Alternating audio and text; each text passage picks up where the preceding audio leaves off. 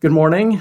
My name is Heide. I'm from the University of Wisconsin in Madison, and very happy to be sharing some of my ongoing work with you. Specifically, what I would like to talk about this morning is the so-called temporary marketing organization. And this is work, some ongoing work that I'm doing with a number of colleagues.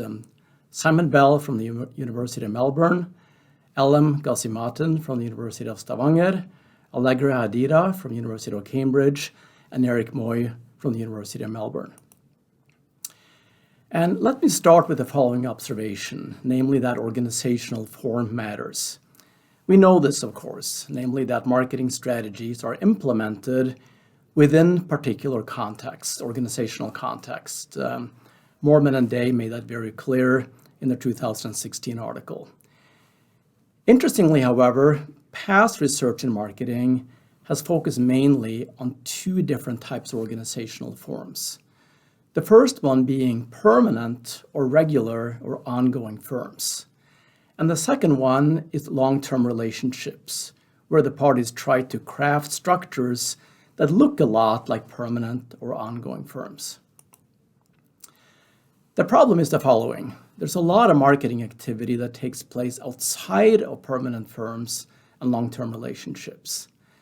So-called temporary organizations, TOs for short, are quite prevalent, quite common.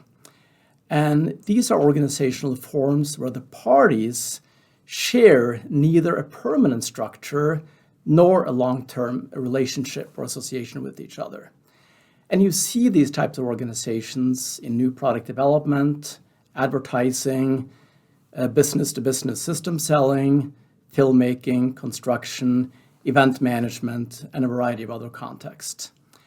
And interestingly, there is quite a growing literature on so-called temporary organizations in many academic fields, management, strategy, engineering, but the marketing literature has been virtually silent. We have not added anything to this literature.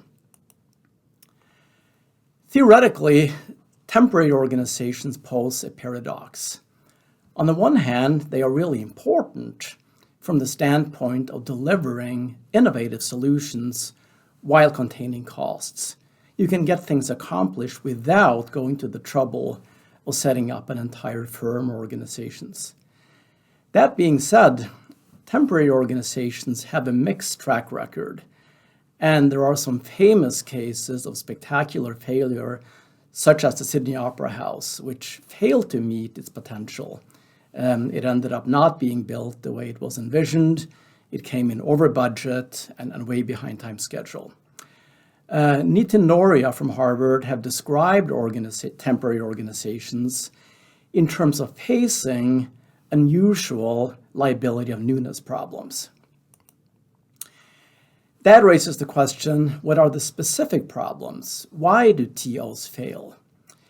And I would argue that compared to other organizational forms, compared to permanent firms and ongoing relationships, temporary organizations lack a past and they lack a future. Why does that matter? Well, if an organization lacks a past, if the members don't have a common history, it means that they don't have shared norms. The lack of a future means that the parties lack a built-in enforcement mechanisms. And we know that the future matters from the literature in game theory and repeated games. But many temporary organizations lack a past, they lack a future, and that means they lack inherently mechanisms for promoting cooperation and for getting people on the same page. So what can you do? Well, my conjecture is that temporary organizations require a different logic than other types of organizational forms. Permanent firms and inter-firm relationships, long-term relationships, involve or are based on a design logic where you create permanent or long-term structures that promote cooperation. You set up monitoring systems, you craft norms, you have authority structures that are designed and crafted more or less from scratch. That luxury is not available to temporary organizations.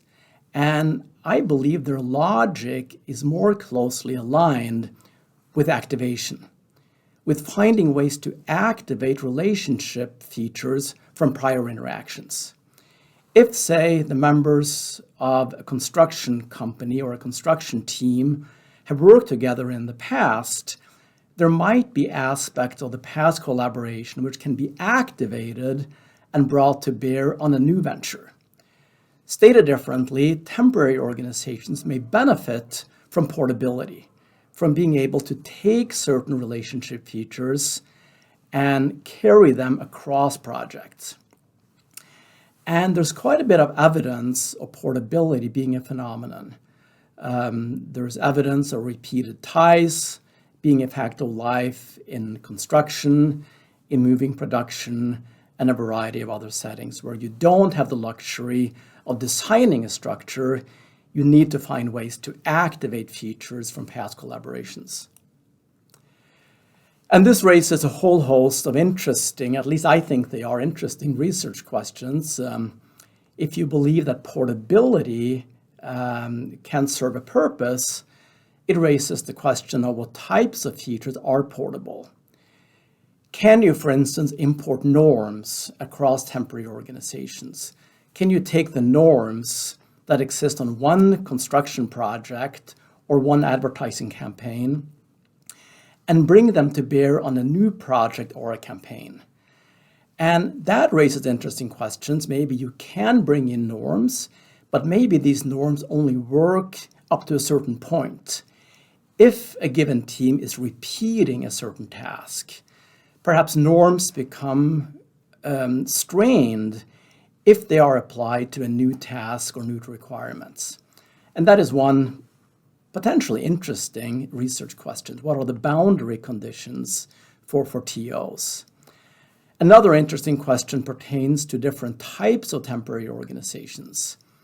I have talked so far mainly about freestanding temporary organizations where you start from scratch.